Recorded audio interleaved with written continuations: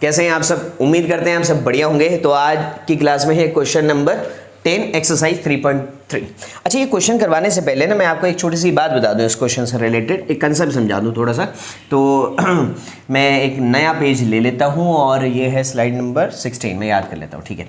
तो एक बात सुनो, कोई भी आपकी एक स्क्वायर मैट्रिक्स है ना, if A is a square matrix, अगर आपकी एक स्क्वायर मैट्रिक्स, और स्क्वायर मैट्रिक्स क्या होती है जहां रो और कॉलम क्या है, इक्वल है, तो किसी भी स्क्वायर मैट्रिक्स को ना हम रिप्रेजेंट कर सकते हैं या एक्सप्रेस कर सकते हैं सम ऑफ, एक्सप्रेस किया जा सकता है इसको सम ऑफ सिमेट्रिक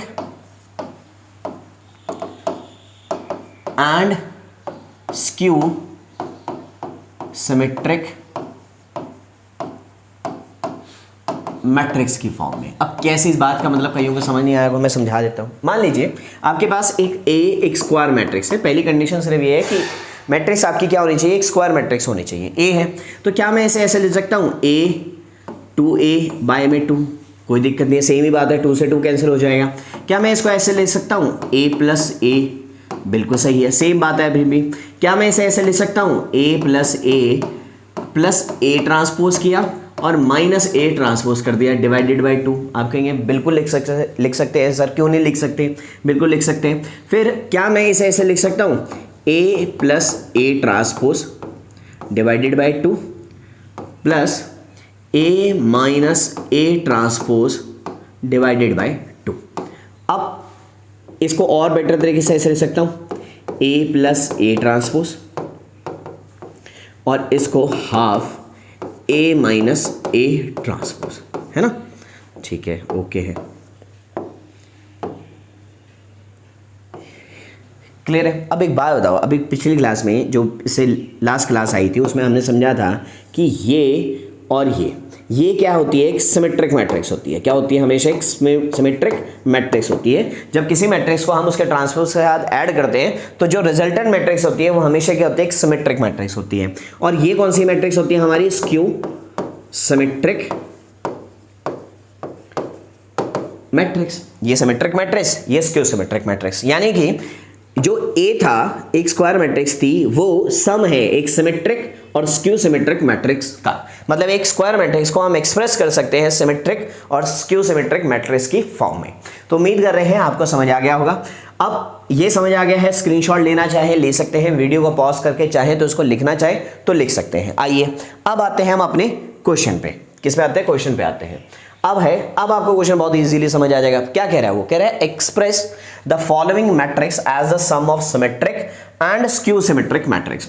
आपको एक्सप्रेस करना है इसको सिमेट्रिक और स्क्यू सिमेट्रिक्स की फॉर्म में, एक आपकी जो ये मैट्रिक्स गिवन है। तो आइए एक क्वेश्चन मैं करवा देता हूं, एक मैं करवाऊंगा और बाकी आप खुद ट्राई करना, क्योंकि बहुत ईजी है। लेकिन अगर आपको लगा कि नहीं, आपसे नहीं हो पा रहा है, तो कमेंट सेक्शन पे बता दीजिएगा, ठीक है। आइए शुरू करते हैं। उसने कहा हुआ है एक्सप्रेस करने को एक मैट्रिक्स को इस मैट्रिक्स के फॉर्म में।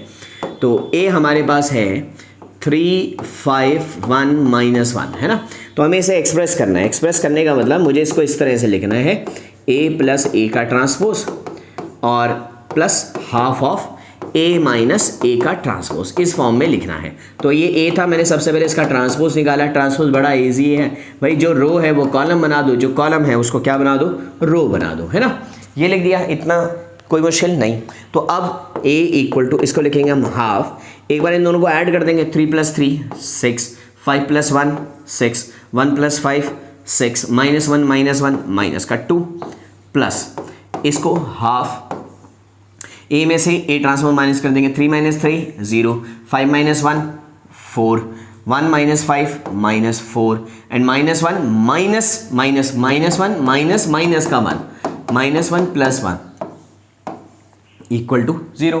तो इस मैट्रिक्स को हमने एक्सप्रेस कर दिया सिमेट्रिक और स्क्यू सिमेट्रिक में। आप चेक कर लो, ये मैट्रिक्स जो है, इस मैट्रिक्स का अगर मैं ट्रांसपोज करूंगा, देखो 6 6 6 -2 बिल्कुल सेम आएगा, है ना, ट्रांसपोज करने के बाद भी। तो ये सिमेट्रिक मैट्रिक्स है। इस मैट्रिक्स को ट्रांसपोज करो, 0 4 -4 0, और जब आप इसमें से माइनस कॉमन लेंगे तब ये मैट्रिक्स आपकी ए जैसी मैट्रिक्स बनेगी, है ना। तो ये कौन सी मैट्रिक्स है? Skew symmetric matrix. तो एक मैट्रिक्स को हमने सम ऑफ सिमेट्रिक और स्क्यू सिमेट्रिक में क्या कर दिया? बदल दिया। बाकी के जो पार्ट हैं सेकंड, थर्ड और फोर्थ, ये आपके लिए है, एक बार खुद ट्राई करिएगा। नहीं समझ आता तो कमेंट सेक्शन में बताना ज़रूरी है। मैंने पहले भी कहा है कम्युनिकेशन दोनों तरफ से होना चाहिए।